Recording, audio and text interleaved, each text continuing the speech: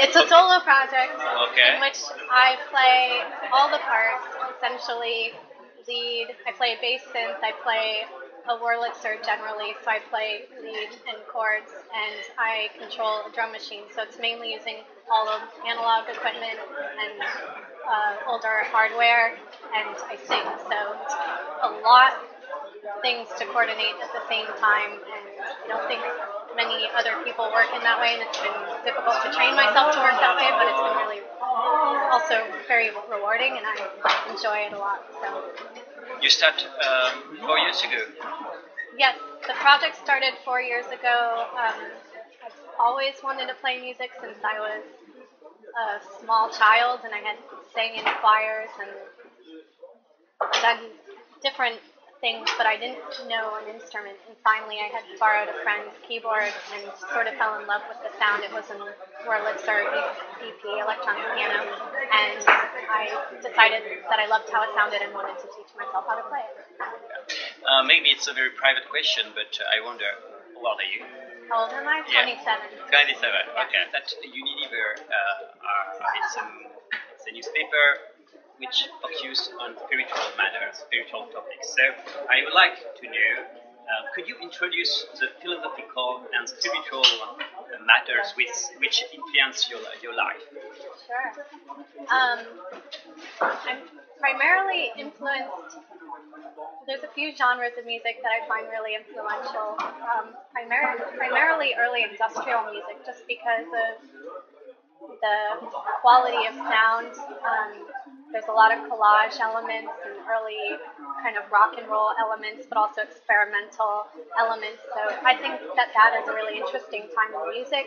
Nobody was trying to make music that was marketable. They were just really focusing on sound, but it was not too obscure or intellectual that it wanted to be seen in an academic way. It was still very social and accessible for the public. Okay, you mean Throbbing Gristle? Yeah. Cabaret Voltaire, Robin Gressel. I also really like Alan Vega and Martin Red. I'm also influenced by sort of the darkness of a lot of metal and a lot of rap. I kind of like dark, melancholy music. I like music that exceeds sort of standard setups. I'm not really into guitar, bass, and drums. What's your favorite writer? My favorite writer is definitely J.G. Ballard. Okay. And I think he has about 30-something books, and I've read maybe 15, which is, I'm getting there slowly. And I think a lot of musicians were influenced by him, but often maybe read one or two books, and I kind of can't get enough because he writes in this kind of hyper-realistic way, but the landscapes are so his own imagination, and he's really given me the sense of empowerment to write about whatever I want to and not feel that there are any type of restrictions with where I can take my imagination. I could feel it deeply embedded in your heart and your spirit. Okay. How do you express all these influences, spiritual and artistic and theoretical influences in your life? How do you mix it and express it through your work? I don't have my new stuff released, so it's hard for that to be seen, but the new work, I have about 18 new songs that really are based around certain political themes, but in imaginative ways, not really in self-righteous ways. And also character roles. I like sort of analyzing American archetypes and writing songs about those and sort of exposing some of those potential roles. And then in terms of sound is very political. I think good songs kind of are accessible on all levels. You cannot know anything about the history and still like the song.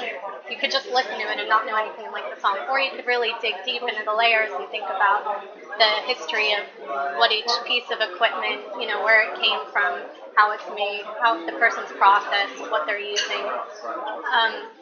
by me kind of doing all these things by myself and working with older equipment, I'm doing things the hard way. It's really a harder way. Everyone says, why don't you just run it off the set off a computer? And not what the project is about. It's really about kind of training myself and having a hard work ethic. It's sort of countering a sort of an American ideal of laziness and having things be just easily accessible at your fingertips. And I kind of said, fuck it, I'm going to make it really hard. Where do you want to carry your public?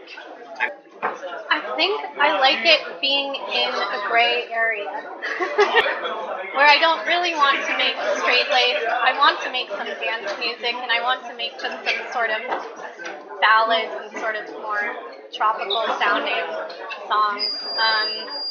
But I don't want it to get stuck in any type of box or stereotype, and I want there to be this sort of freedom of different associations that can be made with the sound, but not in a way that's just like, now we're adding crazy sound. You know, some people just sample and add a bunch of stuff, and then it's this whole mix-up of sounds that are coming from everywhere and don't make sense, and I find that overwhelming. But I kind of like it in this gray area where it's not so easy to say that this is exactly this. Do you have a spiritual barrier or faith? Do not have faith, but I am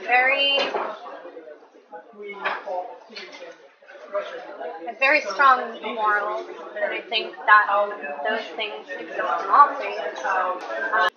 Being a good person that works very hard, and I care a lot about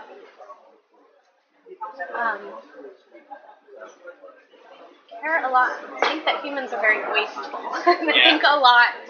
That's my own psychology. Is very anti how wasteful we are, and I like to be as resourceful as possible. And I mean, there's certain things through my songs that I'm really going to try to subtly encourage in human characters, that they develop or reflect upon, but not in an aggressive way. Alright, thanks a lot, and Unilever wish you a very successful set. Thank you.